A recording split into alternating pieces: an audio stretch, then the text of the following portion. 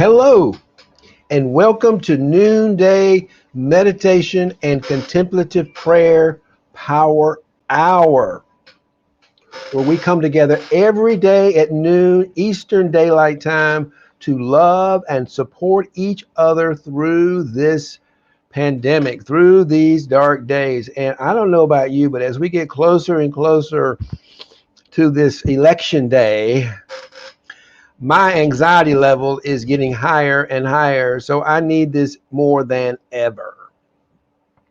My guest today was supposed to be David Medina. He is a friend of mine who's living in Mexico, and he texted me a little while ago to say that the power was out and he couldn't join me. So he will try to join us tomorrow. But I want to talk a little bit about his topic, and that is about the topic of sacrifice and how we put other people. What does sacrifice mean? And how have we made sacrifices during COVID? And what have we learned from those things about ourselves and our ability to make a difference in the world? Sacrifice happens when all of a sudden we have a disruption in our lives. And nothing has been more disruptive than COVID-19. It has been unimaginably disruptive. And we have had to make a number of sacrifices over the last few months. And it's been difficult. It has been truly, truly difficult. And at the same time, there you are, Vincent. Nice to see you. Good afternoon. Been a busy period. Nice to have you back with us.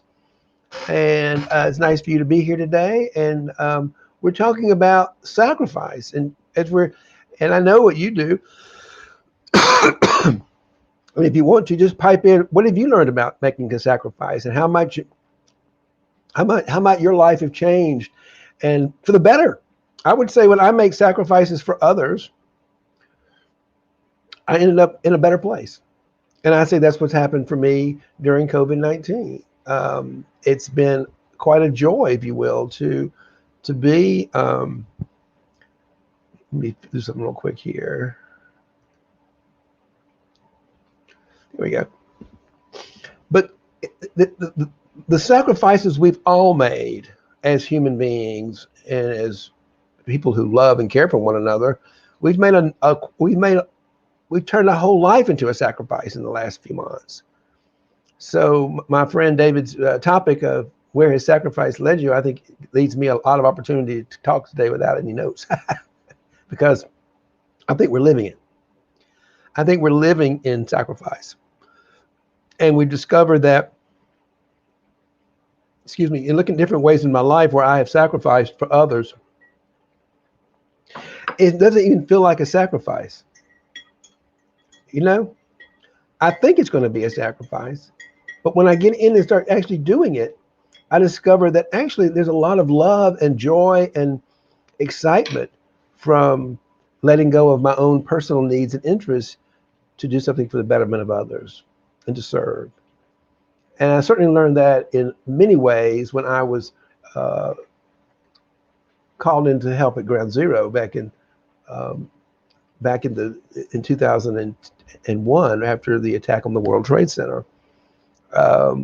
And I was called to come help with that service, and I spent 9 months helping this. So people could call that a sacrifice. I would call that a gift.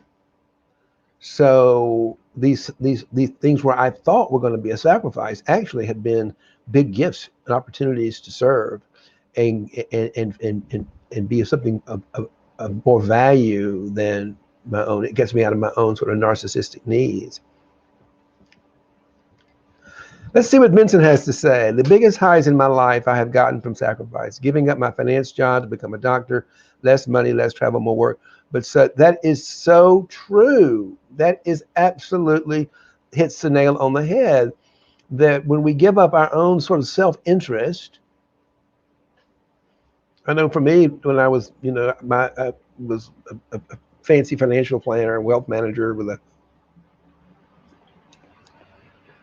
fancy office on Park Avenue on the 44th floor of a big prestigious building. You know, to give that up was not a sacrifice. It was really welcome. But going into that, until I had it, it was a different story.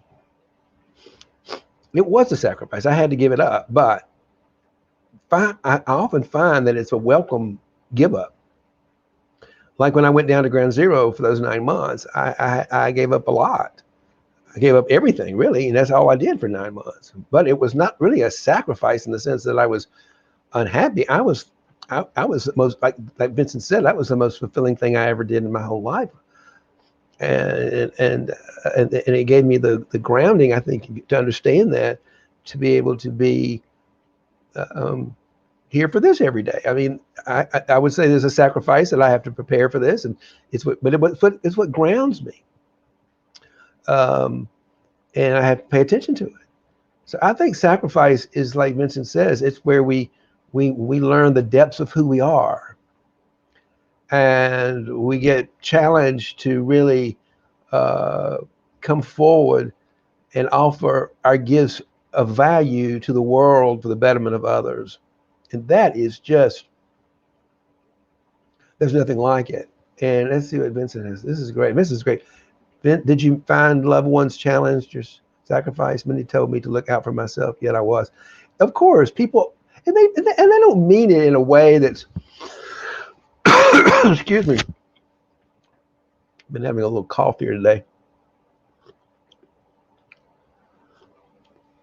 They're actually trying to look out for your own best interest often, because they don't want you to make a mistake. But I don't know, but I think in all cases, certainly not people who are close to me were always encouraging me to do what I felt like was right for myself. My husband certainly has been supportive of me financially, as I've taken a step back to build a new practice, to build a new prosperity coaching practice, to do this, and to be able to find my way into the new world, and where I can add value. And I often don't know until the moment it comes up. It's kind of like a calling, And but I can say for certain that I have, in the middle of all this chaos, that this particular show, which I make no money on, obviously, this is something I do because I love doing it, but it does ground me, and it does provide me with a sense of purpose in the world,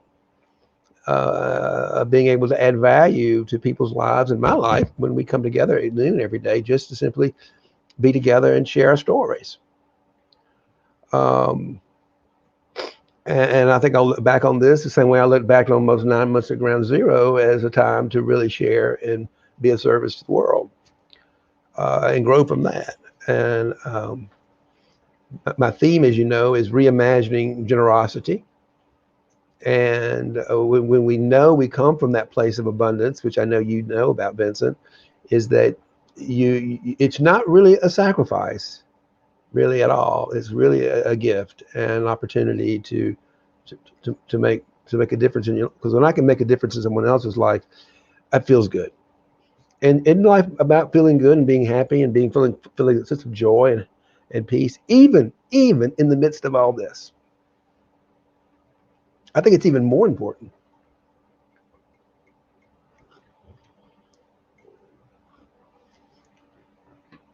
I mean, I can say my life is probably right now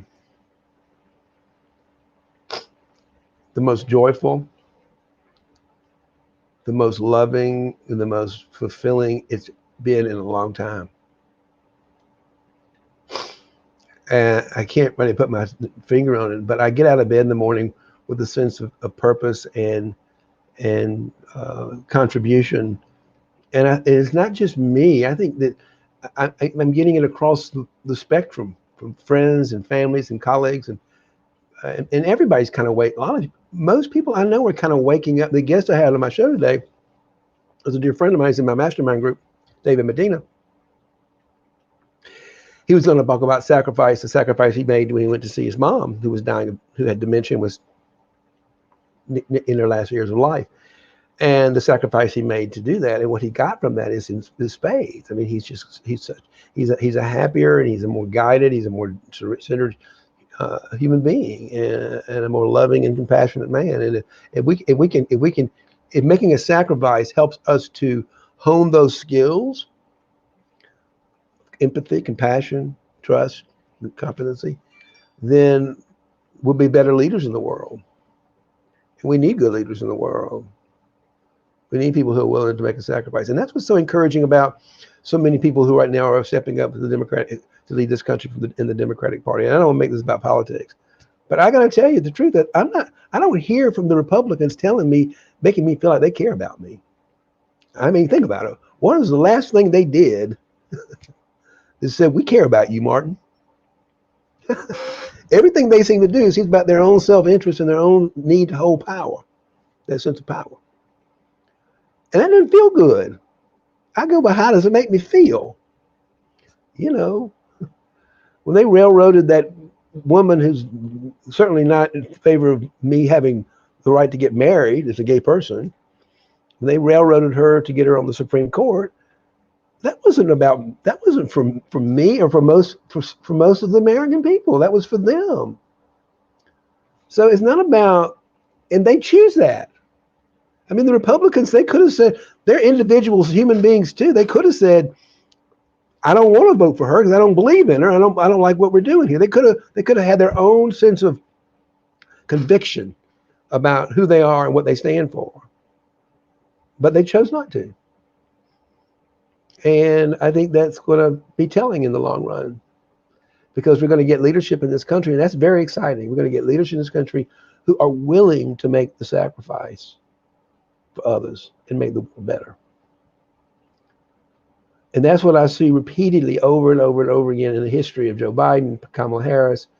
And think about the people that could be on their cabinet, you know. They're not making sacrifices. It looks like a sacrifice, but it's really service to others.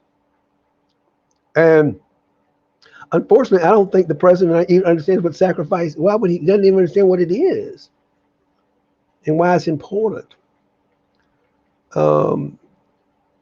And I don't want to. I'm not. I can't help his. He's got his own problems. I can't worry about that. But I can be excited about the fact that we've got leadership in the Democratic Party, which I'm so excited to be a part of, that is willing to make a sacrifice for this world and in this country and for each other, and we do it together. That's what sacrifice is. Is we quit being personal. And we become part of a collective for betterment of others. And that's just a much more exciting way to live. And I think it's more true to our authentic self, our authentic nature, which is just pure love and consciousness. So, yeah, I think there's my good friend. Did you find one? Me, tell me, look at, we already did that. Oh, good. Well, it's not quite evening here yet. Welcome, but welcome. Welcome was a guest a few weeks ago. He's from South Africa, and founded a foundation where he's taking care of South African youth to keep them out of gangs and give them a lifestyle of authenticity and creativity. And so it's nice to have you here again. Welcome, and back to be with us again today. And you certainly made some sacrifices in your life, right? You have certainly made sacrifices you're making sacrifices now, because that's what we do. That's what we do. We sacrifice our own personal narcissistic wants and needs to step up to a higher cause and to a higher purpose of making the life better for others. And that's a very fulfilling way to live. It's just that simple. And there's my dear friend Audrey. Audrey, funny to see you here on a Thursday, but I'm so glad you're here that you opted me instead of Toastmasters today. So I'm glad you're here. Thank you for joining me again. The topic is sacrifice. I had intended to have a friend on, but he's in Mexico where they ran out of power, and we're going to talk about sacrifice. So I'm talking about what we've all sacrificed in our lives to help others during COVID. Just so you know, Vincent is a medical doctor here in the city, and he's been working with clients, working with patients with COVID. Let's see what he had to say here, because I really like that. Even on the hardest, most overwhelming busy days, caring for patients, there is always at least one interaction where I'm so thankful to have come to work to be there in that moment. This week, after waking so wiped out that I almost called in sick, I went to work and had a religious patient dealing with her daughter coming out to a family and the feelings and fear around that. We spent more than a half an hour talking, not about diabetes, but about love and life. Time well spent. So glad to be there. Yes, listening and sharing and being there for others, even when we don't feel like it. That's what love is. Love is stepping up to the plate even when we don't feel like it. And that's beautiful, Vincent. You got to come on my show, Vincent. When are you coming on to be my guest? I love having people. I've decided that having people on is a lot more fun than being on here by myself. Yeah, I want you to come on and be with me. I've had so much fun when people come on and create dialogue, and it's just fun. I enjoy it. Enjoy sharing the time, enjoy sharing the space, enjoy the platform with you. So.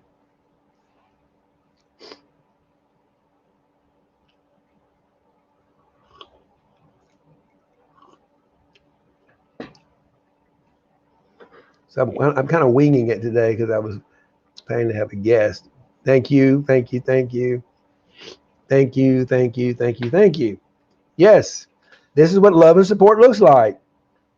It's just as simple. All of you today have made a little sacrifice to come be here, haven't you? And I have, but it's not really a sacrifice, is it? Yeah, sacrifice. I'm gonna do something today. I haven't read. I'm kind of winging this today. I am going to pull up Richard Rohr, and let's see what he has to say. I haven't read his piece today. I don't normally read things here until I read them myself. But I trust Richard Rohr, and whatever he's got for us is gonna be kind of fun.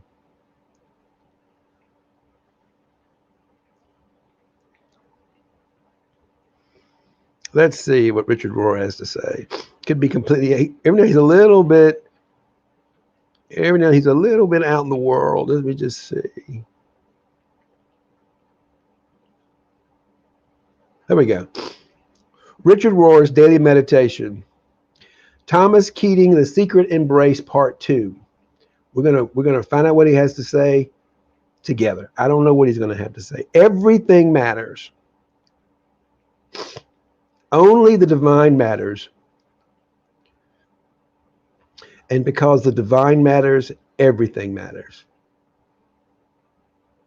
Only the divine matters, and because the divine matters, everything matters. Thomas Keating, What Matters? The simplicity of the final poem in The Secret Embrace speaks eloquently of what I, Richard, know more deeply to be true with every passing year. It is the incarnational message at the heart of the gospel. Everything belongs. It is a Christ-soaked universe. As we near the end of this series, Cynthia Bourgeault shares her understanding of Thomas Keating's final legacy to us. In October 2018, 2 weeks before he died, Thomas Keating emerged briefly from 4 days in what appeared to be a coma to deliver an extraordinary final message, beamed straight to the heart of the world. Acknowledging that an extraordinary moment of civilization seems to be overtaking us. He urged the human family to scrap old approaches based on religious or political dogma and begin a new world with one that actually exists. A world whose truth is guided by silence and science, and whose heart is revealed in a universal resurgence of human compassion and creativity. Well, we looked out on this, didn't we? We looked out on this. Wow. How timely could this be? We need to find ways to make these really happen, he said. I leave this hope in your hands and hearts, coming as a real inspiration from the heart of God. 2 momentous years later, his words seem more prophetic than ever. Of the many insights Thomas Keating has given us in his poems, 2 gifts stand out in particular. The first is that he has completely reframed the traditional Christian notion of God, offering us a powerful new roadmap with which to make spiritual sense of our contemporary world.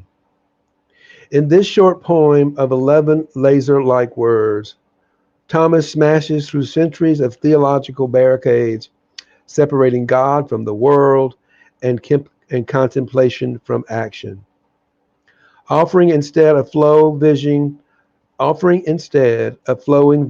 oneness within a profoundly interwoven and responsive relational field. To have universal wisdom affirmed so forcefully by one of Christian, to have this universal wisdom affirmed so forcefully by one of Christianity's most revered elders creates a powerful new incentive for a compassionate re-engagement with our times.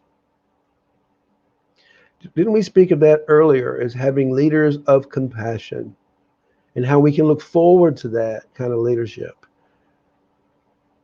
And this kind of prophecy, if you will, is what assures me of a favorable outcome of these compassionate, courageous leaders who are stepping up and making a sacrifice to lead us out of this darkness. Practically speaking, the map affirms that our actions, our choices, our connections bear more weight than we dare to believe. We are neither isolated nor helpless, but immersed in a great web of belonging in which divine intelligence and compassion are always at our disposal if our courage does not fail us. Wow. I want to read that one more. We are neither isolated nor helpless, but immersed in a great web of belonging in which divine intelligence and compassion are always at our disposal if our courage does not fail us. The second gift awaiting us in these poems is their powerful reaffirmation that the access route to all new beginning comes by leaning into the diminishment, stripping, and emptiness, not by trying to distract ourselves, anesthetize ourselves, or use our spiritual toolkit to reestablish the status quo. I know this is a little heady, but let's just muddle through it and then we'll meditate. We'll get something from it. New beginning is intrinsically disorienting and anguishing. New beginning is intrinsically disorienting and anguishing. It builds on the wreckage of what has been outgrown but not yet relinquished. As the veils are lifted and our familiar reference points dissolve, it is only the timeless path of surrender, otherwise known as letting go, consenting to the presence and action of God, that we find our way through the darkness and into the new beginning. Godspeed, and know that we travel the path together. Wow. There's a lot to unpack in that. And if you want to read it, you can go to the Center for Action and Contemplative Prayer and you will find it there for your download.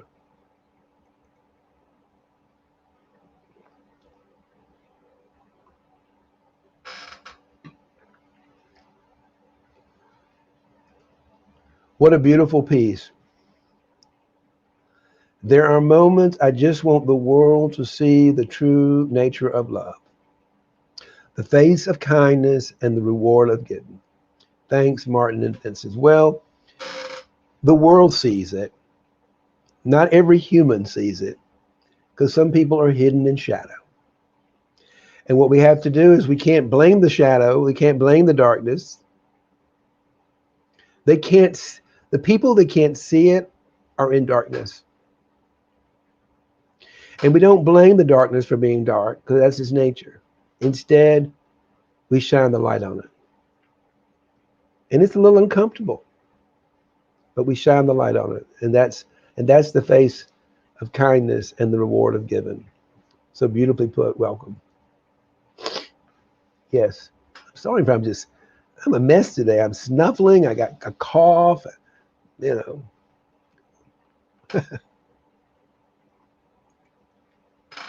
But I know y'all will hold me through it.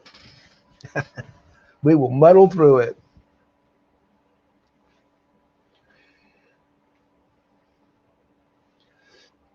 So shall we meditate? Anybody got anything else they want to add before we meditate? I'm going to actually post this piece on my Facebook page in case anybody wants to read it, okay? I'm just going to take a second to do that.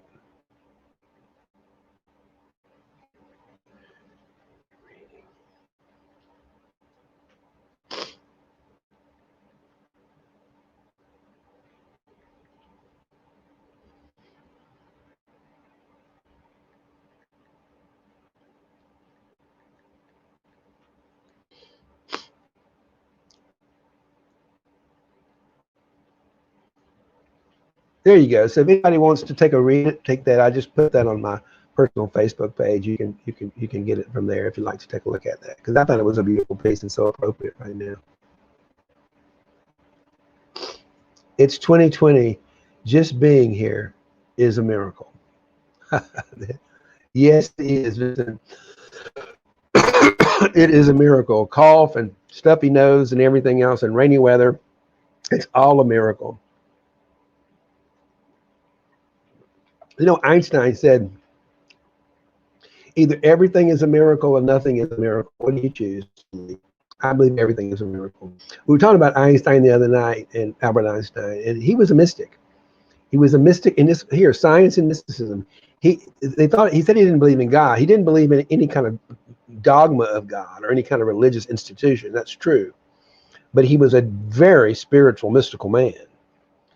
And his creativity came through his science and his understanding of the mystery. And something we should pay attention to. He taught a lot about infinite intelligence and the mystery of life itself. And I think he spent most of his life in deep connection with that mystery. And it was expressed through his science and creativity, an understanding of science in a way that transcended earlier belief systems and limitations. So, yeah, either everything is a miracle or nothing is a miracle. I believe everything is a miracle. Just being here is a miracle. And let's do a little meditation on this rainy day. Feel our way deeper inside ourselves and let things go.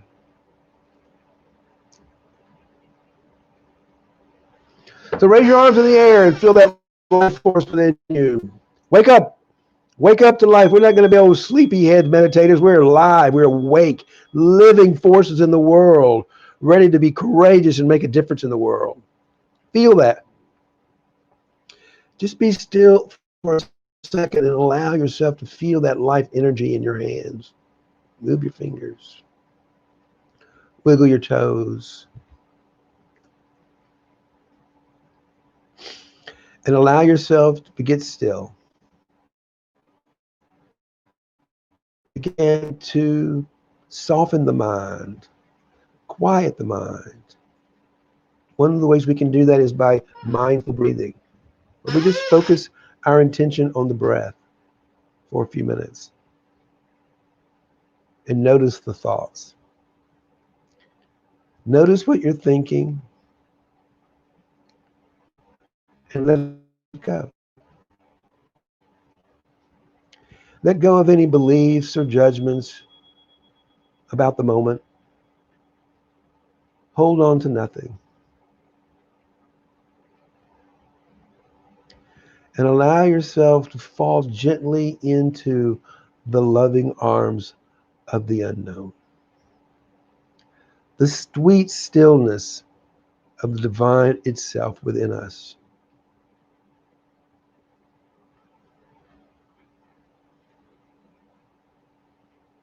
Feel it. Open your heart to it.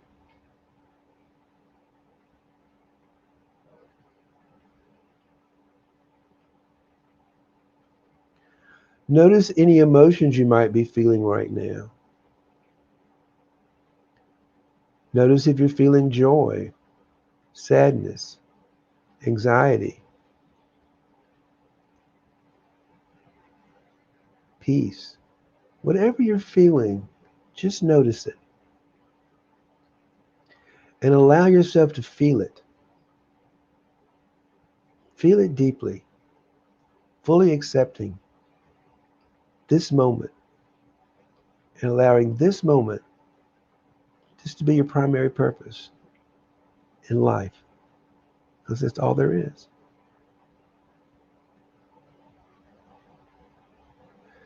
Just be present to the divine within you.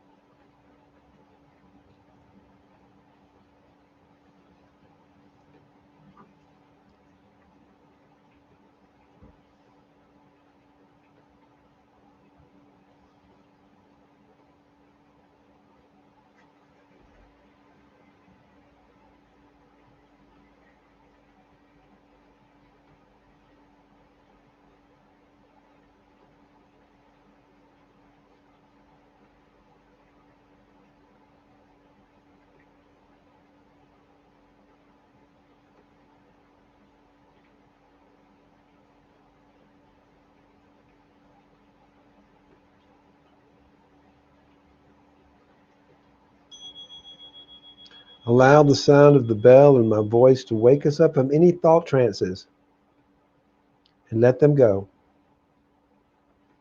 and fall back into love.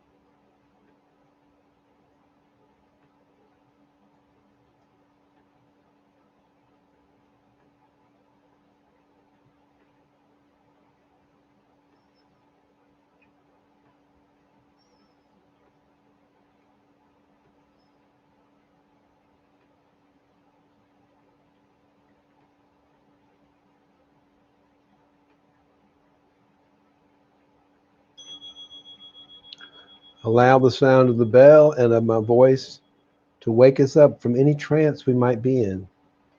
Let it go and fall back into love.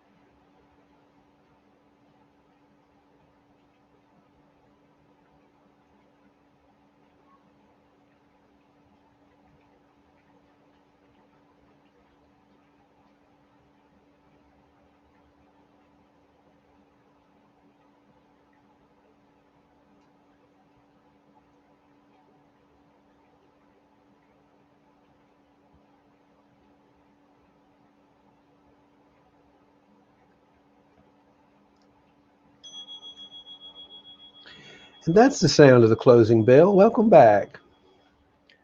Come back and join me and make any comments you'd like to make. How are you feeling?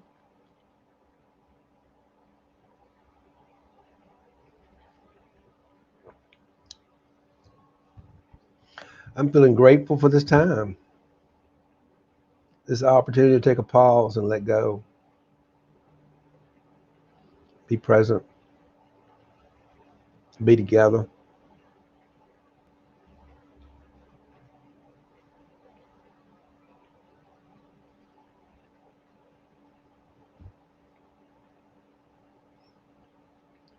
Anybody got anything they want to add before we sign out today? And maybe my friend David can join us tomorrow when they have the power back on. He's in Tulum.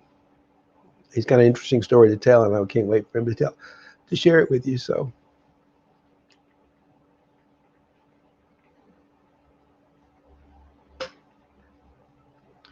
with nothing else, may love and prosperity prevail.